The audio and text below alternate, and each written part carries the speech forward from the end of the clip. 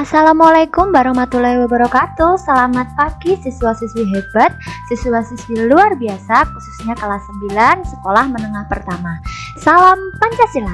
Anak-anak, hari ini kita kembali lagi belajar mata pelajaran yang sangat kita sayangi, yaitu pendidikan Pancasila dan kewarganegaraan. Semoga apa yang kalian pelajari hari ini bisa bermanfaat dan selamat belajar. Pada hari ini kita akan melanjutkan materi dari bab 2. Kita masuk di subbab B, yaitu tentang pokok pikiran pembukaan Undang-Undang Dasar Negara Republik Indonesia tahun 1945.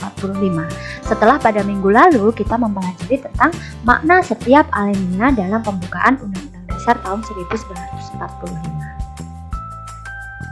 Yang pertama, kita akan mempelajari hakikat pokok pikiran pembukaan Undang-Undang Dasar Negara Republik Indonesia tahun 1945. Pokok pikiran pembukaan Undang-Undang Dasar Negara Republik Indonesia tahun 1945 meliputi diantaranya pokok pikiran yang pertama, yaitu pokok pikiran persatuan, di mana pada pokok pikiran ini menjunjung tinggi persatuan, yaitu di mana negara melindungi segenap bangsa dan wilayahnya, penyelenggaraannya, kemudian setiap warga negara wajib mengutamakan kepentingan negara di atas kepentingan pribadi dan juga golongan. Kemudian pokok pikiran yang kedua atau disebut pokok pikiran keadilan sosial, negara hendak mewujudkan keadilan sosial yang berdasarkan kesadaran bahwa manusia mempunyai hak dan kewajiban dalam kehidupan masyarakat. Kemudian menempatkan cita-cita nasional dalam pembukaan Undang-Undang Dasar Negara Republik Indonesia tahun 1945, tepatnya pada alinea yang kedua, yaitu mewujudkan negara yang merdeka, bersatu, berdaulat, adil, dan makmur.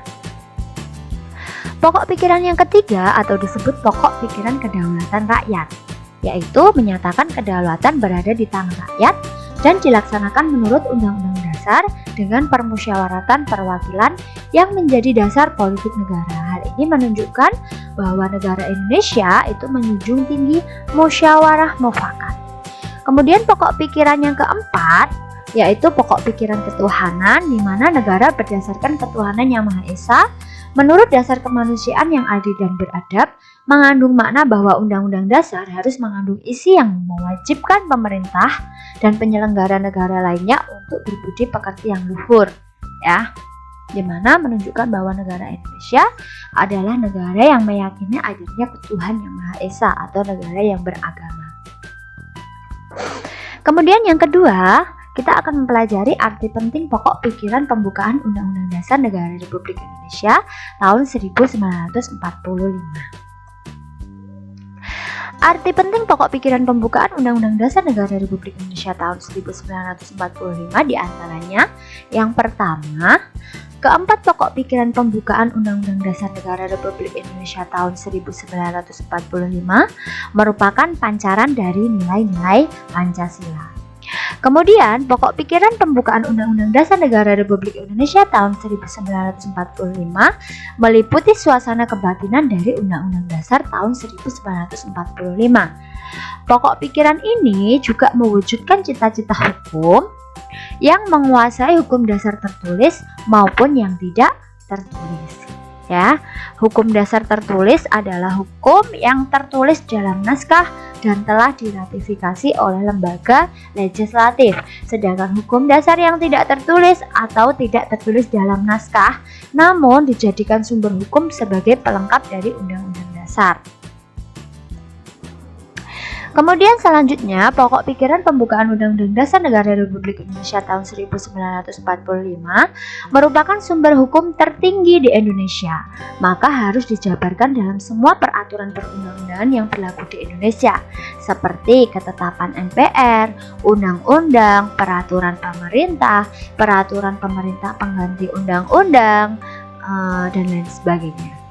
Kemudian, pokok pikiran pembukaan juga mengandung nilai-nilai luhur Pancasila yang dijabarkan dalam pasal-pasal pada Undang-Undang Dasar Negara Republik Indonesia tahun 1945. Kemudian, pokok pikiran pembukaan Undang-Undang Dasar tahun 1945 diwujudkan dalam hukum dasar, baik hukum dasar tertulis, ya, di sini adalah Undang-Undang Dasar tahun 1945 maupun yang tidak tertulis ya.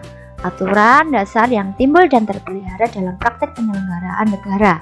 Aturan tersebut disebut konvensi atau kebiasaan ketatanegaraan yang digunakan sebagai pelengkap dari Undang-Undang Dasar.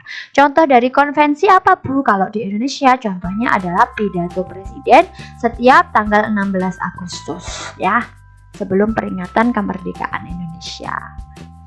Nah, baik, itu tadi adalah penjelasan dari materi pokok pikiran pembukaan Undang-Undang Dasar Negara Republik Indonesia tahun 1945. Semoga kalian bisa mempelajarinya dengan baik-baik, dan apa yang kalian pelajari bisa bermanfaat bagi kalian semua. Ada kurangnya Ibu mohon maaf. Ibu akhiri, wassalamualaikum warahmatullahi wabarakatuh. Selamat pagi, salam Pancasila.